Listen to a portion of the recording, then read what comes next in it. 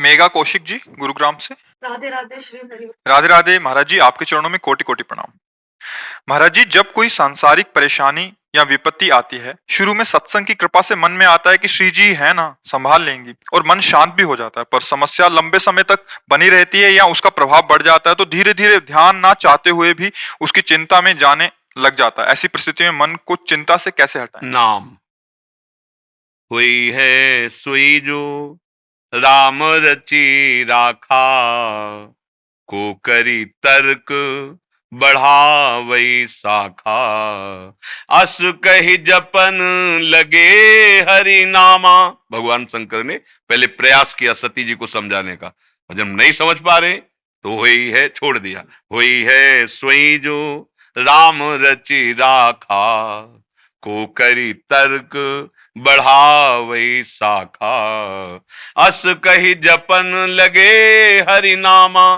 देखो करके, हरिनाम जपत जय, जिते विनायक शुभ शुभ विघ्न करे नहीं कोई, विघ्न करे नहीं कोई, डरे कलिकाल कष्ट भय, हरे सकल संताप हरस हरिनाम जपत जय, परम आनंद।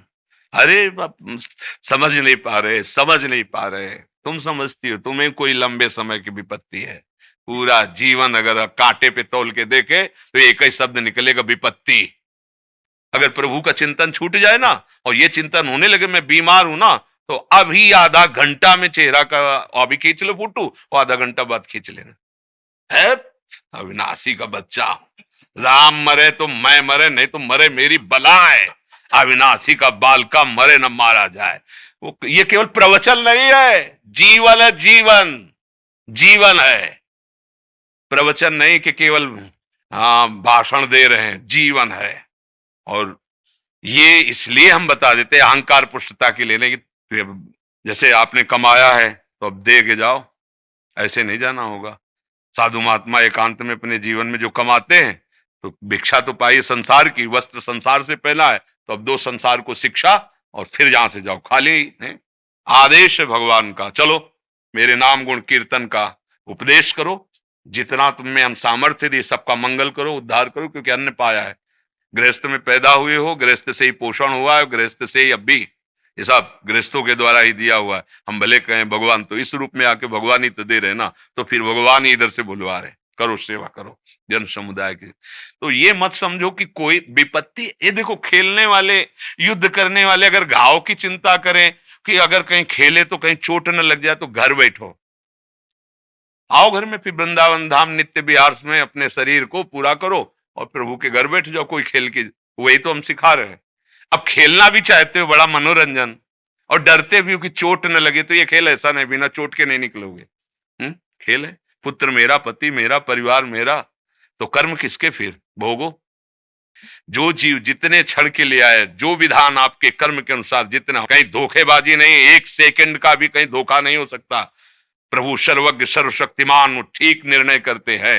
विपत्ति किसे कहते हैं हमें समझे में नहीं आता। हनुमान जी ने बताया वो विपत्ति कहते हैं। का हनुमंत विपत्ति प्रभु सोई, जब तो सुमिरन भजन न होई।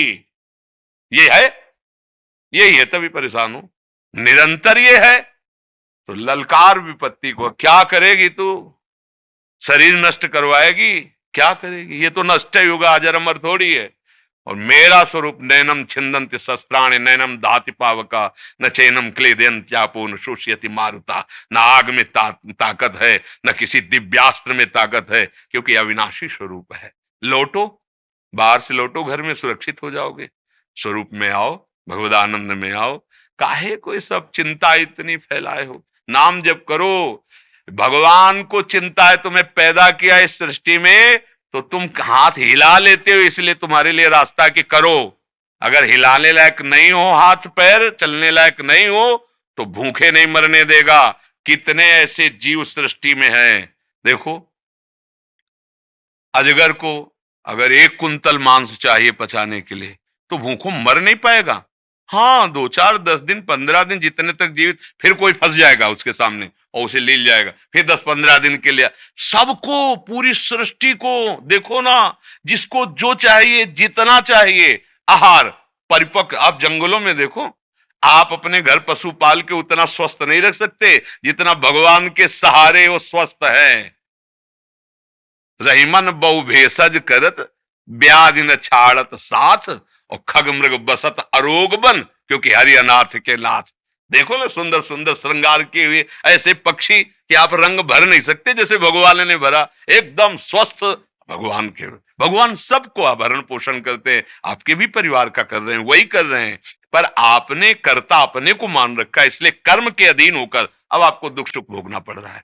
भगवान के अधीन हो जाओ तो कर्म को नष्ट कर देंगे और आप सदैव परम सुख को प्राप्त हो जाएं। इसीलिए तो महात्मा जन जो अपने हृदय में अनुभव किया, पर ये बातें तभी समझ में आएंगी जब आपके आचरण पवित्र होंगे, जब आपका भोजन पवित्र होगा, जब आप नाम जप करेंगे। नहीं तो ये चिंता मिटाने की दवा भगवान का चिंतन है।